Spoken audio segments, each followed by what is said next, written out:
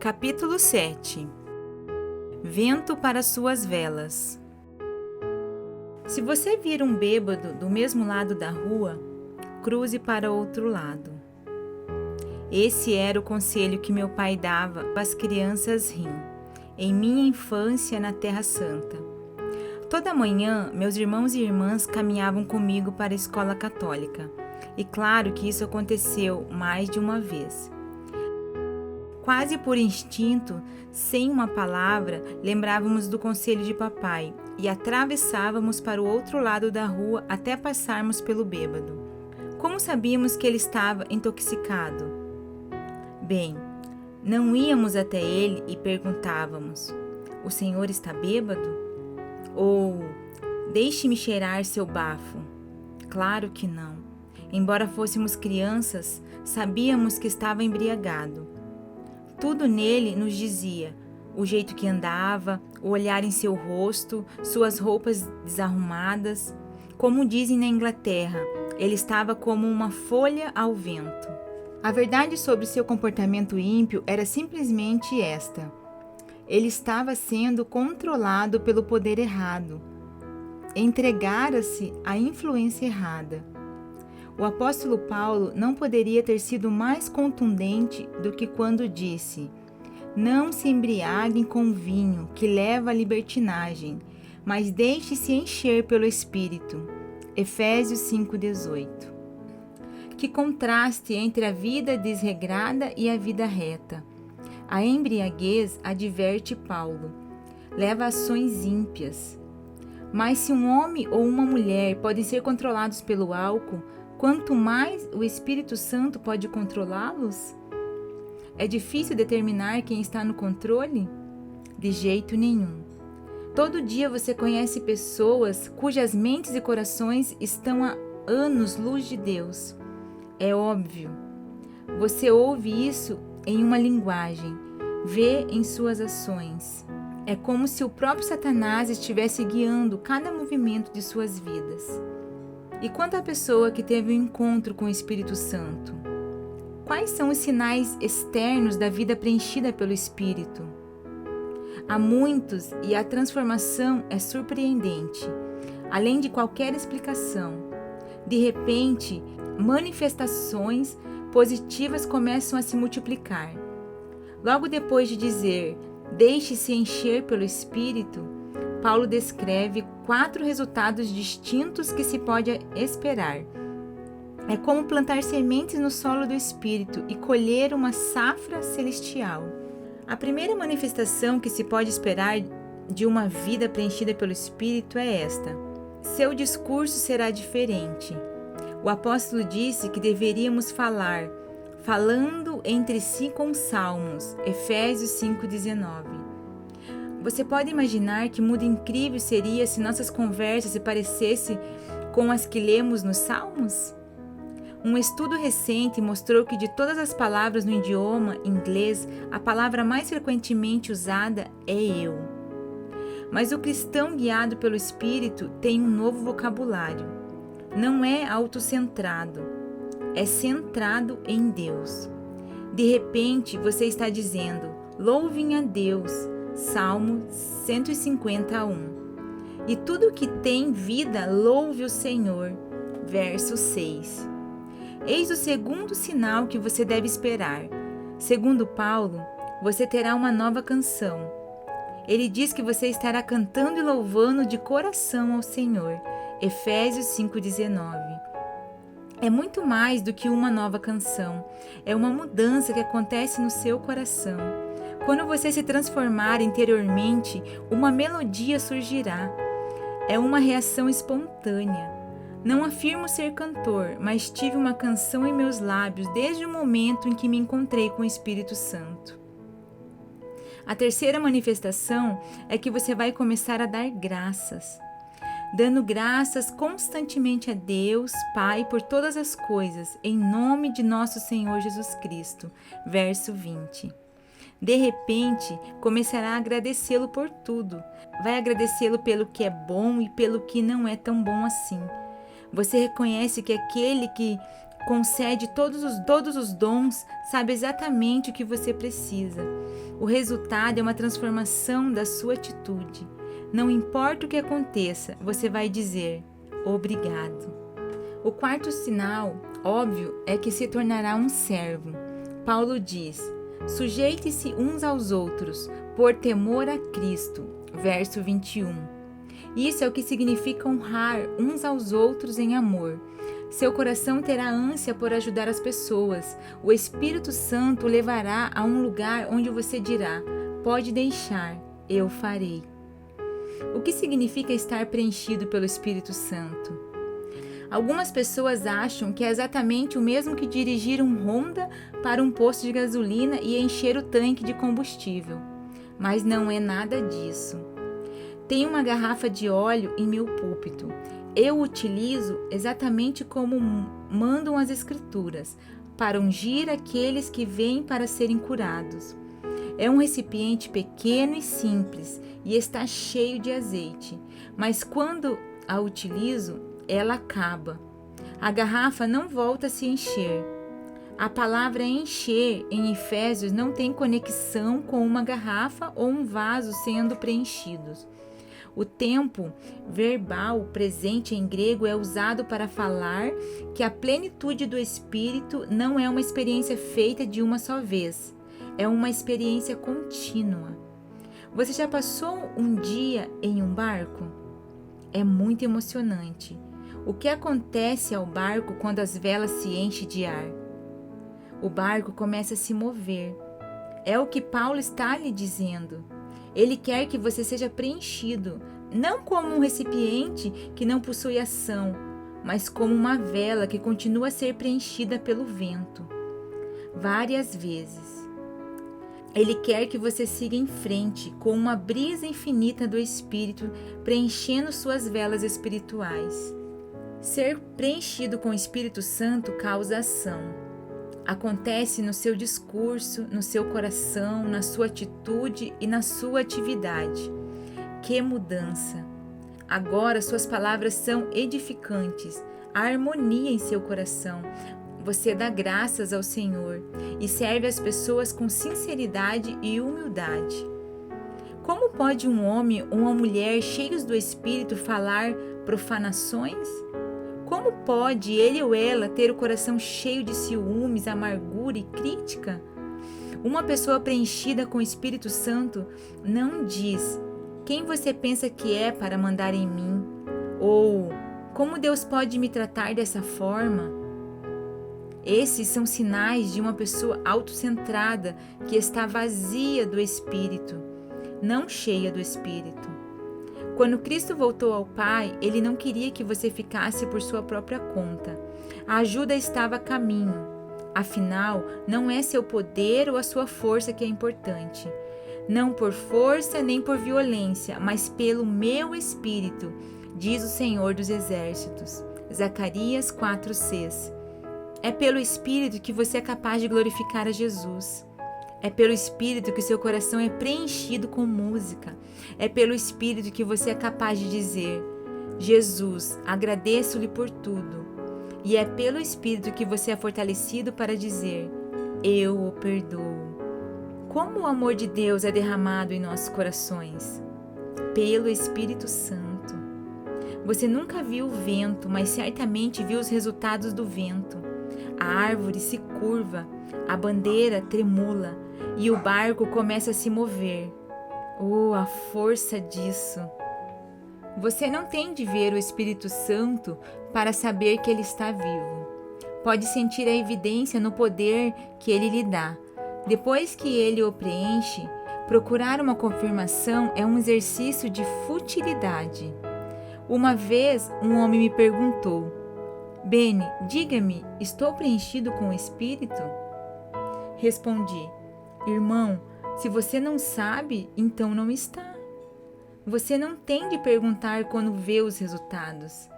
Aqueles que questionam seu preenchimento nunca o receberam. Você pode perguntar: como me torno cheio do Espírito Santo?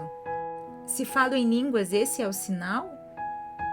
O Espírito Santo está presente a partir do momento em que você pede ao Senhor Jesus Cristo que perdoe seus pecados e limpe seu coração. Se você não acredita nisso, não entende a Trindade. Como Paulo escreveu para Tito, ele nos salvou pelo lavar regenerador e renovador do Espírito Santo, que ele derramou sobre nós generosamente, por meio de Jesus Cristo, nosso Salvador. Ele o fez a fim de que, justificados por sua graça, nos tornemos seus herdeiros, tendo a esperança da vida eterna. Tito 3, 5, 7. Mas agora estamos falando sobre o preenchimento do Espírito Santo com a evidência que tem sido experimentada, literalmente, por centenas de milhões de pessoas em todo o mundo. As estatísticas são esmagadoras. Sei que alguns ainda gostam de discutir sobre esse ponto, mas um homem que já passou pela experiência nunca fica à mercê de um homem com um argumento. Nunca me esquecerei dos primeiros dias depois que renasci. Era como uma criancinha. E você sabe o que dizem sobre bebês. Estão sempre caindo, chorando e pedindo ajuda. Esse era eu. Na verdade, compartilhava com um homem na igreja a mesma dúvida que tinha ouvido tantas vezes antes. Falei: "Oh, estou tão dividido." Ele perguntou: "O que tem de errado?" Ao que respondi: "Não tenho certeza se fui preenchido pelo Espírito. Eu não tinha." "Beni, você pediu?" "Sim, Senhor." "É tudo o que precisa fazer." "Bem, veja, eu era um bebê em Cristo. Não sabia o que sei hoje. Realmente não sabia o que estava procurando, mas ouvi alguém dizer: se você falar em línguas, é tudo o que se precisa. Como aprendi mais tarde, falar em línguas é somente um dos dons. Você não precisa tanto dos dons quanto quem os distribui. Paulo escreveu para a igreja em Roma: pois os dons e o chamado de Deus são irrevogáveis. Romanos 11, 29. Os dons nunca nos deixarão, mas o poder de quem os entrega pode ser retirado, e será retirado se o entregador ficar negligenciado e entristecido. Nunca se esqueça o que aconteceu ao rei Saul.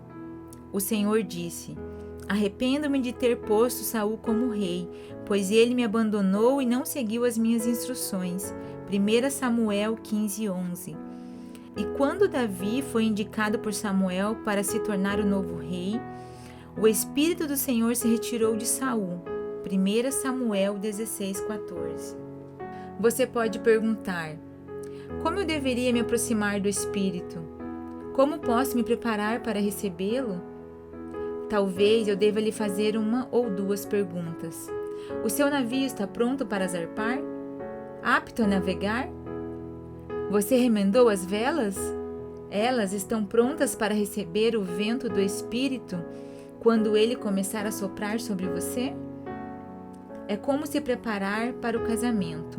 Você passa um tempo pensando e se preparando para aquele momento em que ficará diante do altar sagrado. Então você faz um voto de até que a morte nos separe. Você realmente se entrega à sua esposa. É um ato altruísta de rendição amorosa. E a partir daquele momento, um vínculo único de comunhão é criado e conhecida somente pelo marido e pela esposa. Mas o que acontece quando você retira aquela parte de si que estava comprometida com o casamento? Não pode ter isso. É meu. E se sua esposa fizer o mesmo?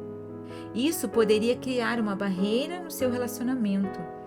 A união começaria a ser destruída. A comunhão começaria a faltar. Somente a entrega total traz comunhão total. É o que produz amor e compreensão.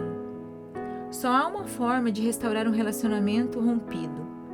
Como a vela no barco, você não pode permanecer tenso e nervoso. Ao contrário, você deve estar flexível a ceder. Na verdade, entregar-se a um novo preenchimento de amor. No momento em que você se entrega ao Senhor, Ele vai preenchê-lo com seu espírito. Não é preciso implorar pelo preenchimento. e não exige um balde de lágrimas. Só é preciso de uma entrega total a Cristo e uma vontade de abraçar seu precioso Espírito Santo. A entrega total traz plenitude total e submissão total traz comunhão total. Mas, assim como em um casamento, você precisa trabalhar nisso diariamente. Jesus, amo você. Deus Pai, adoro você. Precioso Espírito Santo, anseio pela sua comunhão. Se você negligenciar essa comunicação um só dia, da próxima vez é um pouco mais difícil. O que acontece a um casamento quando um cônjuge ignora o outro? Depois de um curto período de tempo, a amargura começa a entrar no coração. As palavras começam a cortar como uma faca afiada. Logo, a animosidade se transforma em raiva, ciúme e até coisas piores. Para muitos resulta em separação, divórcio e ódio. Mas essa fenda pode ser remendada facilmente. É preciso apenas de uma nova entrega que venha diretamente da alma e uma renovação ao voto de amor, honra e estima. A mesma coisa acontecerá se você negligenciar o Senhor. Sentirá amargura e raiva. De repente, vai estar fora da comunhão com o Senhor. Foi o que aconteceu aos filhos de Israel no deserto. Começaram a se queixar. Quem dera tivéssemos morrido no Egito ou neste deserto, porque o Senhor está nos trazendo para esta terra? Só para nos deixar cair a espada? Números 14, 2, 3. E o Senhor disse a Moisés e Arão: até quando essa comunidade ímpia se queixará contra mim? Verso 27. Os filhos de Israel passaram de dizer: o Senhor é Deus, para não seria melhor voltar ao Egito? O que causou a mudança?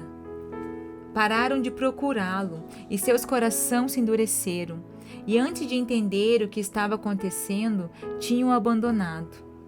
Não deixe um dia passar sem uma nova entrega ao Senhor.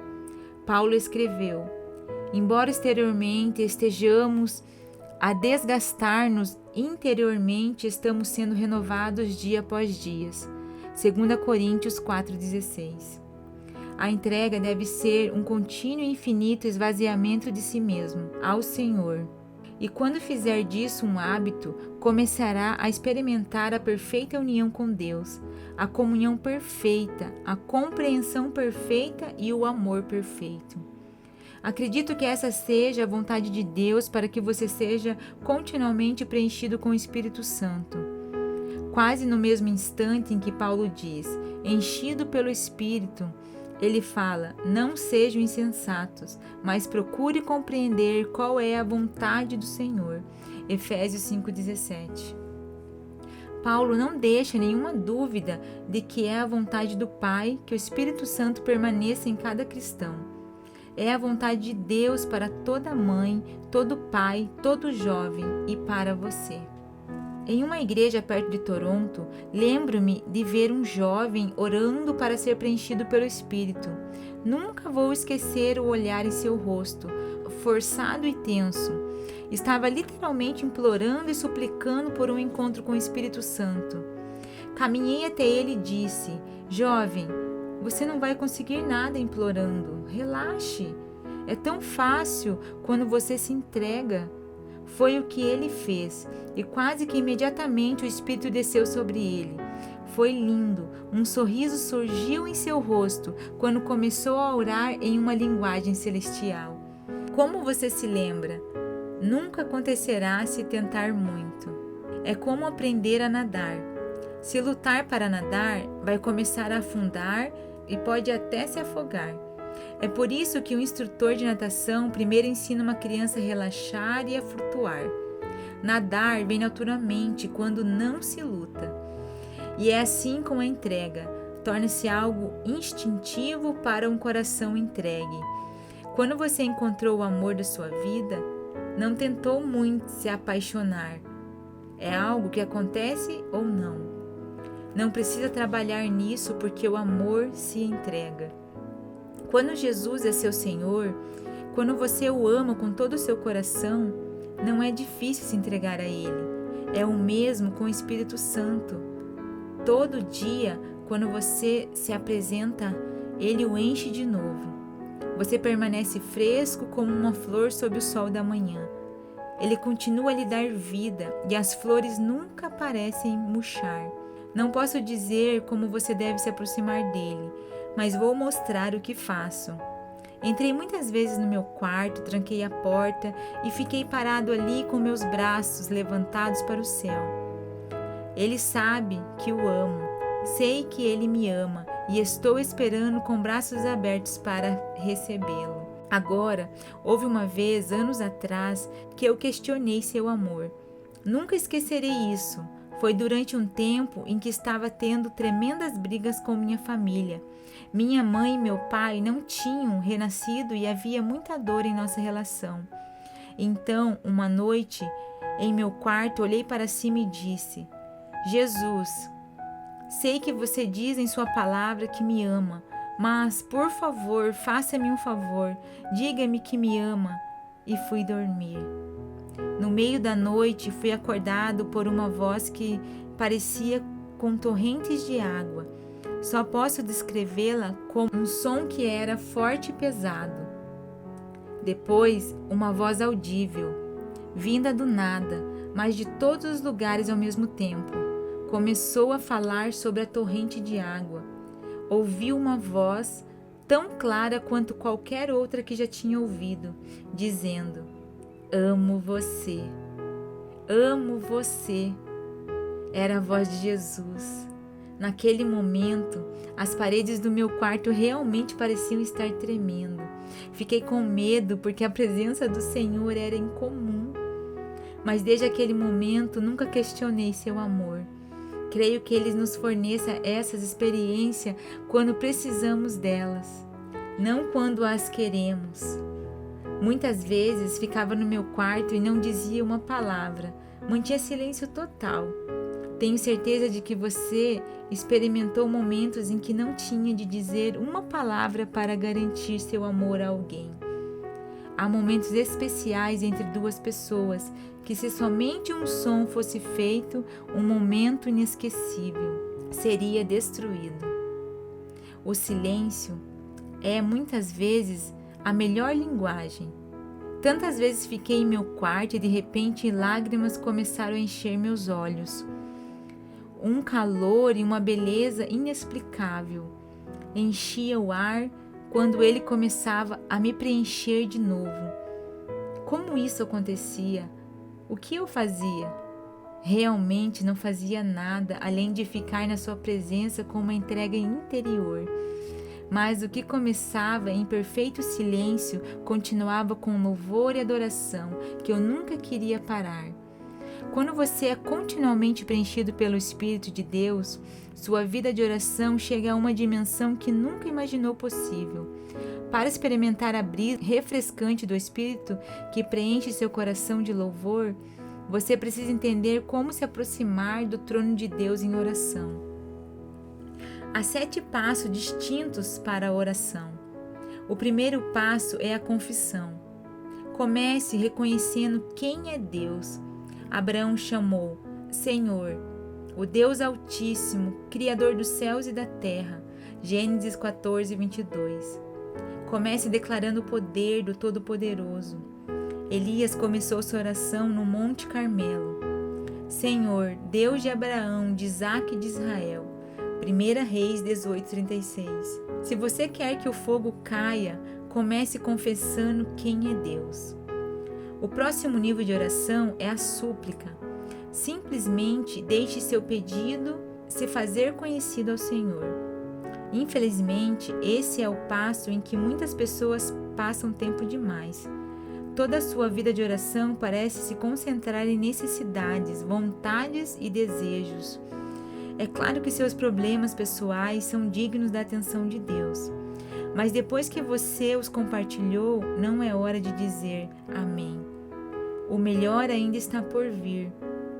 O terceiro passo, e um que amo muito, é a adoração. Esse deve ser um momento de absoluta beleza e devoção. Amá-lo, adorá-lo.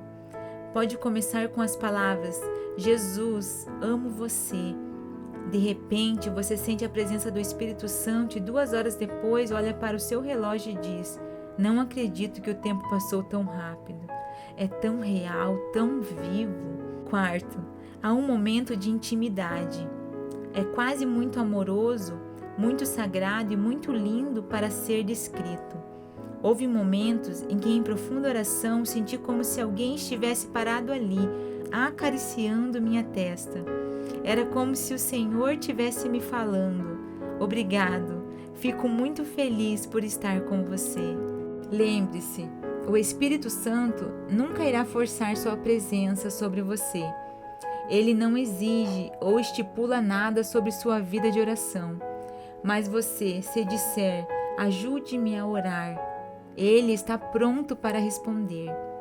Às vezes, em minha vida, minha oração continuou durante horas nesse nível. Mas a intimidade não é um ponto de onde você pode começar. Nem é possível passar correndo pelos primeiros passos para chegar a este ponto. O 5º nível de oração é a intercessão. Jesus disse que o Espírito nos revelaria coisas e foi o que aconteceu comigo. Quando você convida o Espírito para ajudá-lo a orar, ele não foca nas suas necessidades e desejos egoístas. Não, o foco é externo. Ele colocou diante de mim nomes e rostos de pessoas em quem não pensava havia anos e intercedi em oração por eles. Mas não acredite que é um período de alegria e adoração. É justamente o contrário. A primeira vez que intercedi, não tinha certeza do que queria. A comunhão acabou. A proximidade acabou. Durante esses períodos, senti tanta dor e agonia que é difícil colocar em palavras. Literalmente batia no chão com toda a minha força enquanto orava por minha família, amigos, ministros, até por nações. Deixe-me avisá-lo. É possível entrar na intercessão com um estalar de dedos. Não aparece instantaneamente porque é uma parceria com Deus, que exige uma relação profunda e intensamente pessoal. Veja, o Espírito Santo guia sua vida de oração passo a passo.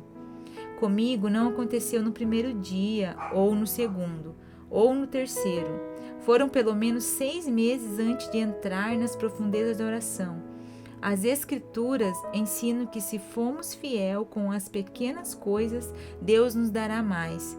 É o que Ele faz, é o Pai perfeito, o professor perfeito. Mas o que aconteceu em seguida valeu o trabalho. O 6º passo na oração é o agradecimento. Como Paulo escreveu: mas graças a Deus que nos dá a vitória por meio de nosso Senhor Jesus Cristo. 1 Coríntios 15:57. Sempre passei muito tempo agradecendo ao Pai, ao Filho e ao Espírito Santo. Finalmente, o passo 7 na oração é o louvor. Às vezes eu canto, às vezes falo na linguagem do Espírito, mas das profundezas do meu ser, explodo em louvor total. É a forma mais pura de oração que já experimentei. Você pode perguntar: Beni, você sempre inclui todos os 7 passos? Minha resposta é sim. E eis o que é o mais maravilhoso do Espírito. Se lhe permitir que opere por meio de oração, descobrirá que não está fazendo a maior parte dela. Ele parece estar fazendo tudo.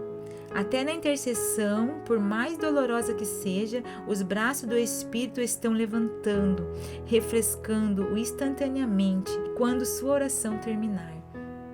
Paulo estava certo quando disse: orem no Espírito em todas as ocasiões, com toda oração e súplica. Efésios 6,18. Ele sabia haver mais de um tipo de oração. Não há substituto para o preenchimento do Espírito que vem como um resultado direto da sua oração. É o poder que afetará tudo o que você fizer. Recentemente, fui convidado a falar na Colômbia, na América do Sul. Foi uma cruzada de 3 dias e na noite do segundo, uma quarta-feira, estava falando sobre o Espírito Santo. No meio da minha mensagem, senti o poder do Espírito Santo tomar conta do culto. Senti sua presença. Parei de pregar e falei às pessoas: Ele está aqui. Os ministros na plataforma e as pessoas na audiência sentiram a mesma coisa. Era como uma rajada de vento que entrou e rodou dentro daquele lugar. As pessoas ficaram de pé em uma explosão espontânea de louvor, mas não ficaram por muito tempo. Em todos os lados, elas começaram a tombar e cair no chão sob o poder do Espírito Santo. Foram mortas no Espírito. O que aconteceu em seguida foi exatamente o que eu tinha visto ocorrer em cultos por todo o mundo. As pessoas começaram a receber Cristo como seu Salvador pessoal e curas começaram a acontecer por todo o auditório. Quando falo sobre o Espírito Santo, uma unção incomum segue-se ao ensinamento. Sempre há uma incrível manifestação da presença de Deus, muito diferente dos outros momentos. Os milagres parecem ser mais intensos. Mais pessoas são salvas em comparação com outros encontros. O toque de Deus na vida das pessoas é mais pronunciado. Nesses cultos, os chamados para o altar parecem ser mais fáceis. Não é preciso implorar ou pedir. Instantaneamente, as pessoas vêm para a frente em busca de salvação. Assim como o Senhor prometeu, o Espírito atrai as pessoas para Cristo. Depois dos cultos, as pessoas se aproximam para dizer: esse foi o encontro mais poderoso que já participei. É como se o Espírito Santo tivesse honrado o culto, porque ele é um convidado sempre bem-vindo. Durante essa mesma cruzada, o pastor Colin, meu intérprete, se aproximou de mim depois de uma aula matinal sobre o Espírito Santo, com quase 2.000 pregadores. Começou a soluçar. Então, levantou sua cabeça das mãos e disse com grande emoção: Querido irmão, conheço tão pouco sobre o Espírito Santo. Sinto como se estivesse no jardim de infância. Ele foi tomado pela realidade da mensagem. Em outros momentos, vi o intérprete parar no meio da minha mensagem e começar a chorar incontrolavelmente. Esse é o poder do Espírito. O que acontece em meio a um culto pode acontecer com você, aí, bem onde está. É por isso que estou pedindo que se entregue totalmente ao Espírito. Você começará a entender o que Paulo quer dizer quando fala: deixe-se encher pelo Espírito, falando entre si com salmos, cantando e louvando de coração ao Senhor, dando graças constantemente a Deus Pai. E saberá porque ele diz: sujeite-se uns aos outros. Efésios 5, 18 e 21. Você está preparado para a brisa celestial de Deus encher suas velas? Começa com a salvação quando você confessa seus pecados e assume o compromisso de seguir a Jesus como Senhor e Salvador. Até Cristo falou sobre o vento quando contou sobre a redenção. Ele disse a Nicodemos, mesmo do conselho governante judeu: não se surpreenda pelo fato de eu ter dito: é necessário que vocês nasçam de novo. O vento sopra onde quer. Você o escuta, mas não pode dizer de onde vem nem para onde vai. Assim acontece com todos os nascidos do Espírito. João 3, 7 e 8. Assim como a salvação é descrita como um vento, o Espírito Santo é descrito como um segundo vento, um vento de poder. No dia de Pentecostes, de repente, veio do céu um som como de um vento muito forte e encheu toda a casa na qual estavam assentados. Atos 2:2. O vento do Espírito está soprando e é poderoso. É um poder que colocará sua vida em movimento. É hora de lançar seu barco, içar sua vela e começar a ser preenchido, continuamente preenchido, com o vento do Espírito Santo.